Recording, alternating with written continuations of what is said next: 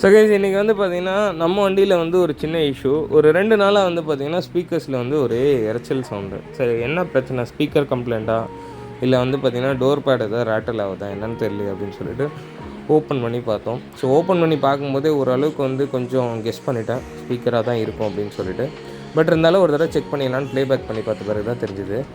So ஃபைனலாக திருப்பி check பண்ணி பார்த்ததில் ஸ்பீக்கர் தான் கம்ப்ளைண்ட் அப்படின்றது பார்த்துட்டோம். வாய்ஸ் காயில் கிடையாது, பட் ஆனால் இன்ஜெக்ஷன் மோல்டிங்கில் சைடில் விட்டு போச்சு. ஸோ அதுதான் ப்ராப்ளம்.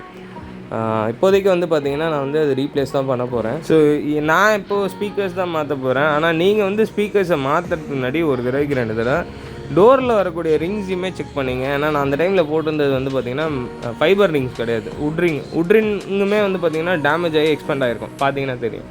இந்த 2 டேமேஜுக்கு முக்கியமான காரணம் வந்து பார்த்திங்கன்னா வாட்டர் வாஷு, இல்லைனா வந்து பார்த்திங்கன்னா வந்து மழை பெய்யும்போது வெதர் ஸ்ட்ரிப் போய் தண்ணி வந்து உள்ளே படுறது.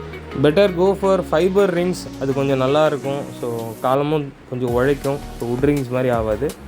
அண்ட் ஸ்பீக்கர்ஸுமே வந்து பார்த்திங்கன்னா ப்ரொடெக்ட் பண்ணுங்க. ஸ்பீக்கர்ஸ் எப்படி ப்ரொடெக்ட் பண்ணுறது, எதனால் வந்து போகுது அப்படின்னு சொல்லிட்டு தனியாக ஒரு வீடியோ போடுறேன். பட் ஆனால் இந்த வீடியோ உங்களுக்கு பிடிச்சிருந்தா லைக், ஷேர், கமெண்ட் அண்ட் மறக்காமல் நம்ம சேனலுக்கு சப்ஸ்கிரைப் பண்ணிடுங்க. நன்றி, வணக்கம்.